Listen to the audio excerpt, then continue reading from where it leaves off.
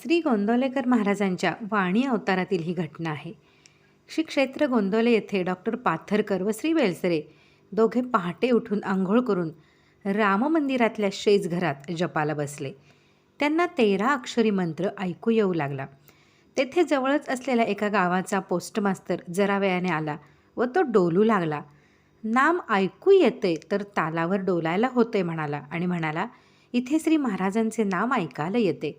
संध्याकाळी 4 वाजता श्री गोंदवलेकर महाराजांना हे श्री बेलसरे यांनी सांगितले आणि विचारले, हे खरंच का की माझा भ्रम?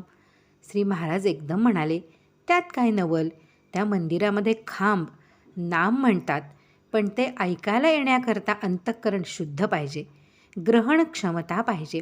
आपण जे नाम घेतो ते सूक्ष्म देहात जाते, त्याला नाजूकपणा आला, सूक्ष्मता आली की ते ऐकायला येतं. नाम घेणारा मनुष्य आला की ते दिसतं, ऐकू येतं. सत्पुरुषांना काय ते नेहमीच दिसतं. नामात मोठी शक्ती आहे. अडचण आली, आजारपण आलं की नाम शक्ती पुरवतं. नामाची शक्ती सूक्ष्म परिणाम करते, पण ओळखायची खुबी आहे. बरं झाल्यावर आपण घसरतो.